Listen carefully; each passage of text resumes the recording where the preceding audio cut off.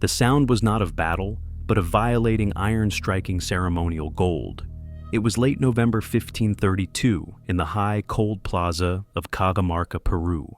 The great collision began with a prayer book thrown onto the ground, followed by the terrifying ring of European steel against Inca bronze. The seizure of the Sapa Inca, Atahualpa, was the public catastrophe. The brutal shadow war waged against the Inca women was the hidden one. Our topic is the dark truth of what the Spanish Conquistadors did to the female population of the Inca Empire, a campaign of systemic, institutionalized destruction that proved more profound than any simple battlefield defeat. The primary motif, the object that will return, is the Khipu, the knotted record-keeping device, suddenly silenced and ignored. Why did the invaders target the women with such precise, dehumanizing policy? And what silent records did they leave behind of this cruelty? What truth remains when the knot keepers are broken? If you enjoy these dark histories, leave a like and subscribe and comment below where you're listening from. And now, back to the story. The public execution of Atahualpa in 1533 did not end the conquest. It merely shifted the institutional control from outright warfare to administrative captivity.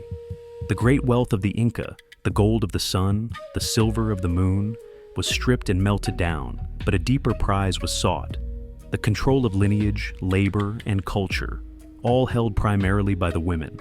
The highest-born women, the Aclla, chosen women, were immediately seized. These thousands of women who had served the sun god and the Sapa Inca in ritual and weaving were marched down the stone highways, away from the high mountains and into the burgeoning Spanish settlements like Lima and Cusco. This was not a chaotic raid, but a systemic deportation and renaming. In the vast estates now claimed by the encomenderos, the women were stripped of their identities. They were no longer called by their sacred names, Cusi, Joy, Mama Oclo, Mother, Ana Huarque, Star, but given Christian names like Isabel or Catalina, often simply attached to the name of the Spaniard who claimed them. They became numbers in a cruel inventory of human property, marked not by a brand, but by the absence of their former life. Their heads often shaved to erase their ceremonial braids. The institutional goal was complete erasure of memory through forced assimilation and sexual control. This private hell was the price of defeat. Yet, in the shadows of the compounds, among the quiet, monotonous rhythm of the forced labor, grinding maize, weaving coarse cloth for their new masters, a quiet will to resist persisted. It was not the will of a general or a priest, but the silent shared defiance of memory. They taught their children the hidden meaning of the Inca stars and kept the language, Quechua, alive in whispers. The conquerors often offered a perverse form of mercy. A woman of high lineage might be offered marriage to a Spanish soldier or placed as a privileged servant in a wealthy household. The hidden price, however, was the complete abandonment of her people, her gods, and her right to raise her children as Inca. She was required to become an engine for the conqueror's new society. To refuse this quiet death was to face a darker oblivion in the work pits or the barracks. How much of the spirit can they own if the tongue remains free? The silence imposed upon these women, the denial of their names and their power, was intended to break the heart of the Inca nation. They had been the keepers of history, the spinners of fine cloth that held sacred meaning, and the mothers of the next generation of rulers. By seizing and degrading them, the Spanish sought to sterilize the future of Inca resistance itself. Did they truly believe silence could erase what was woven in? The condition for survival was stated openly and constantly: conversion and compliance, or vanishing into the system of forced labor and sexual servitude. The Spanish demanded not just obedience, but a profound spiritual surrender.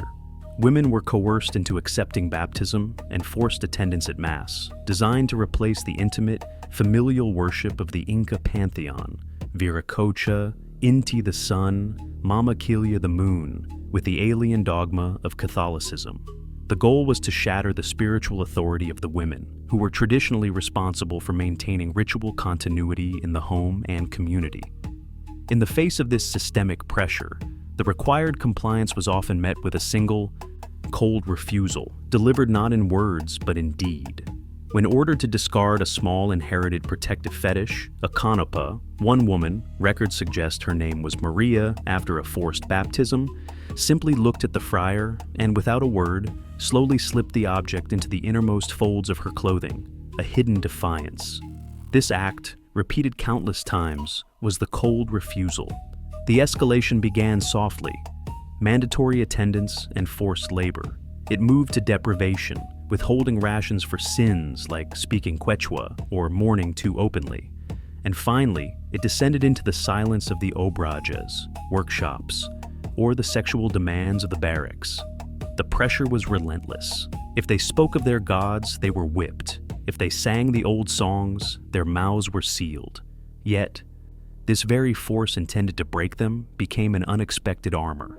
The discipline of the Aclla, their training in long, complex weaving patterns, and the silent devotion to ritual inverted its meaning. The silence imposed upon them became the perfect cover.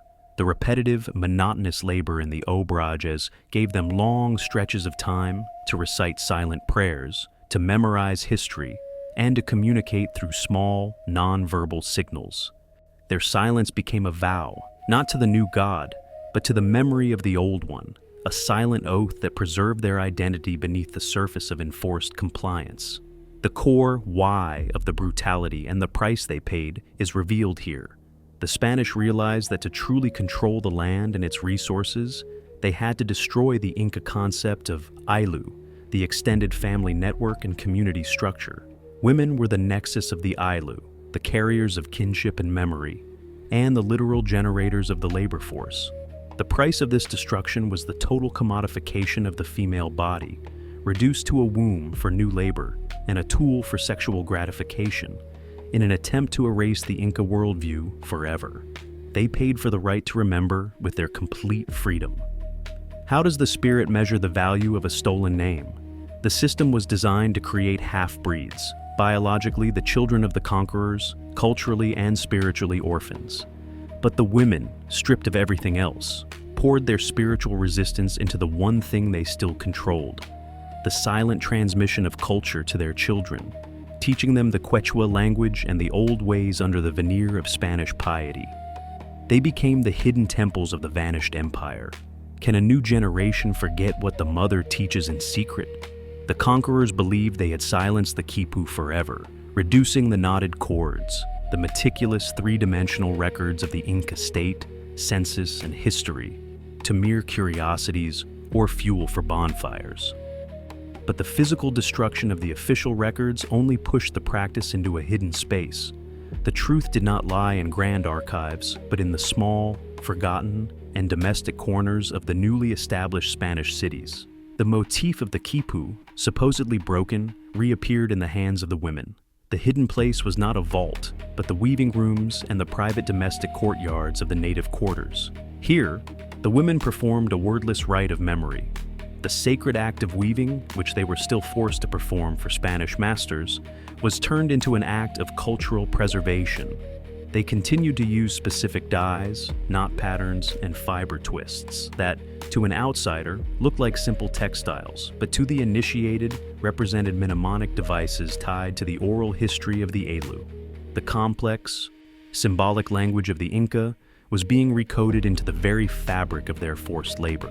The cautious evidence queue surfaces in the late 16th and early 17th centuries, in the form of letters and records of local Spanish magistrates, known as the corregidores.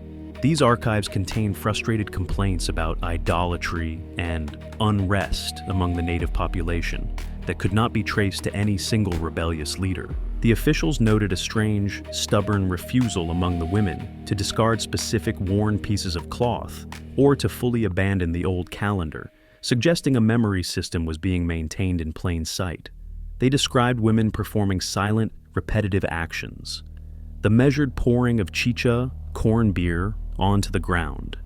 A miniature libation to the earth goddess Pachamama performed just before attending a Christian mass. This was the wordless rite of memory. What was hidden was the fact that the women became the living Khipu.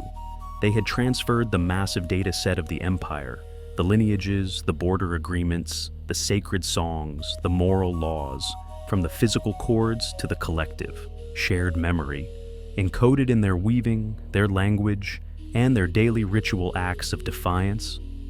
The Spanish thought they had simply seized bodies. They had, in fact, captured the very caretakers of the empire's soul, forcing the most crucial data underground where it could survive.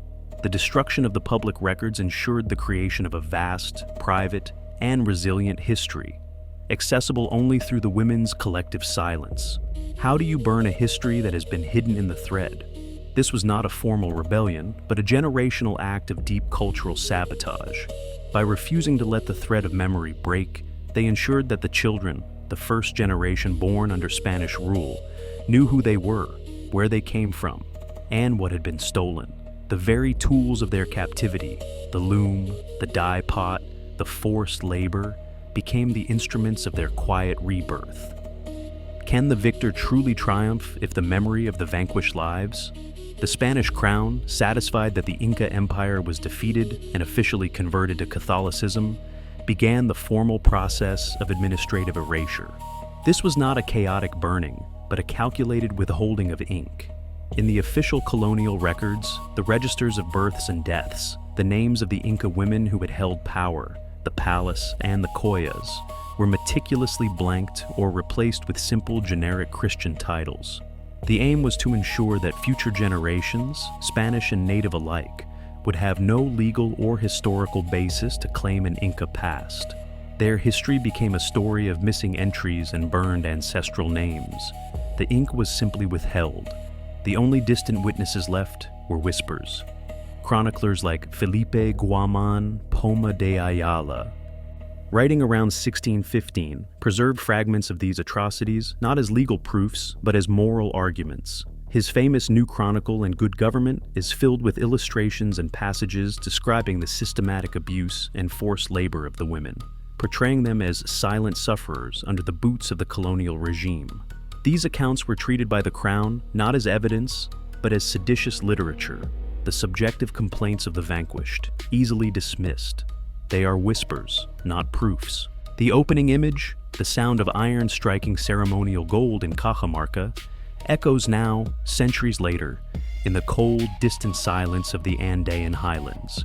The gold was recoverable, measurable, and melted down.